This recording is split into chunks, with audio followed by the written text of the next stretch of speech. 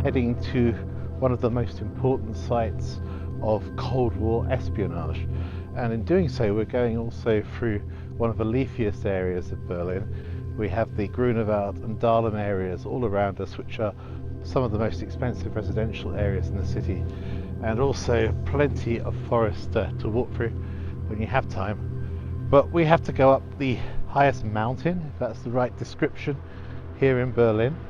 And anyone who looks at a map from the Hook of Holland right through to Moscow will know that there aren't a lot of mountains across the North European plain.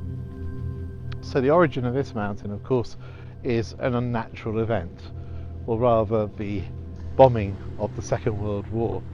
And as we all know, Berlin was destroyed pretty extensively during the latter part of the Second World War, and all of the rubble had to be brought somewhere, particularly in West Berlin. That was a challenge because you couldn't dump it in East Germany or East Berlin, so it had to be dumped somewhere in West Berlin, which was completely surrounded by East Berlin and East Germany, and this is where they brought it.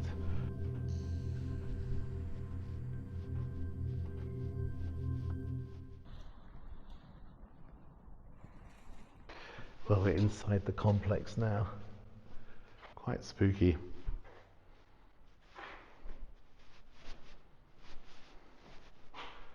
I wonder what this once did.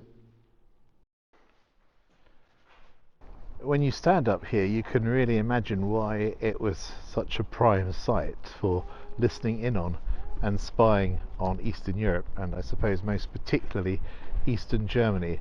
This was, after all, the highest point in Berlin, built up with all of the rubble from the Second World War, but had nowhere else to go. It couldn't leave the city of Berlin. And then the Americans put this listening station together, and because it was actually in the British zone of occupation rather than the American zone of occupation, over time forces from all three of the Western powers, that's the United States, Britain and France, all sent their people in to listen into signals from the east and find out what was going on the other side. It must have been a buzz of activity. Lots of the communications they listened into weren't really anything more than good morning, hello, how are you? But sometimes those key questions about troop movements or Eastern European government plans, I suppose they came through here, and they were worth their weight in gold. On occasion, the Americans would find that signals were actually better than at other times, and eventually they worked out why. There was a fair that took place in Zehlendorf, not so far away from here, and the Ferris wheel actually helped improve signals. So you won't be surprised that after a while the Ferris wheel seemed to hang around the site a lot longer than the rest of the fair, because it was serving the purpose of enhancing Western intelligence.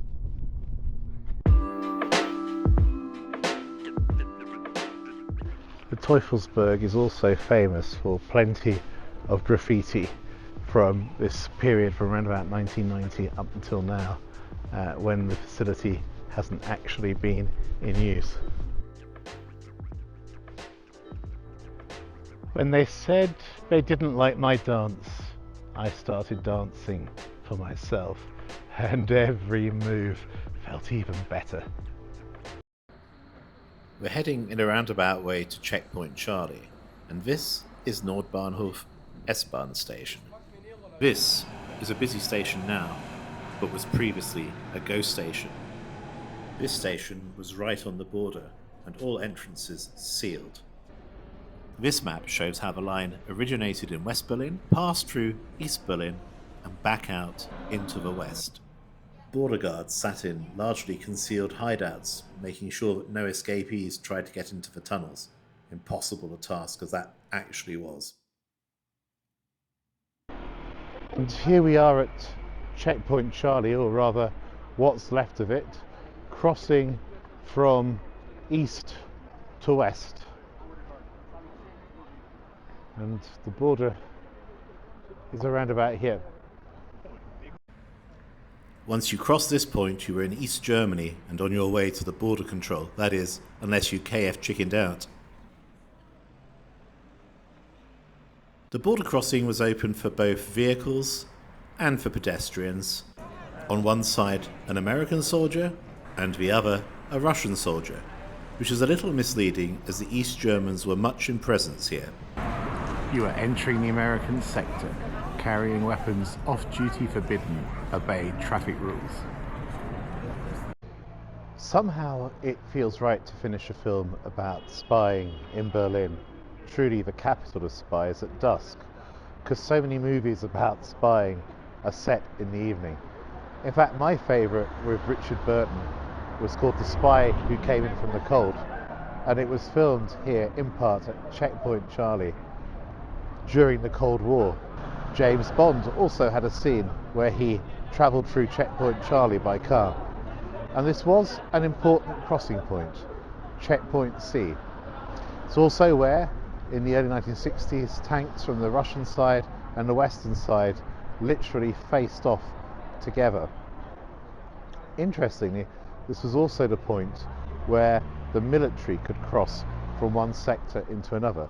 So again, the American, British and French military could go in little convoys into East Berlin across this control point, where they would be checked by Soviet soldiers, or Soviet police, not by East Germans, and they could go on tours of East Berlin, no doubt gathering information, no doubt spying, but equally Russians, Soviets could come in the opposite direction, and they very much did. In June 1989, I crossed back very late at night from East Berlin, and around about at this point, an American soldier came out of the hut and he said, "Tell me, is it true that there's been an aircraft accident in East Berlin?" Well, I wasn't the spy. I didn't have a remotest idea of what was going on. But the East German national airline, Interflug, had indeed lost an aircraft on takeoff, with over 20 people dying. If anything, it was a metaphor for the fact that East Germany was shortly to come to an end. And it's certainly, I think, evident proof that however much you spy on your own people, however much you spy abroad in an attempt to secure some advantage over your adversary, it's not the way to win the support or the faith of your population, and it won't help you survive when that moment of revolution comes. Next time, join us as we visit East Germany's feared Stasi secret police headquarters. I consider applying to see whether I have a Stasi file, and we get close up to a most unusually adapted Trabant car at the Spy Museum. I'd be really grateful if you'd give me a thumbs up, and why not subscribe if you've liked the content? You know, it makes a big difference to my YouTube channel and to building a community. And finally, ask for notifications so that you know when there's going to be new content just as it drops.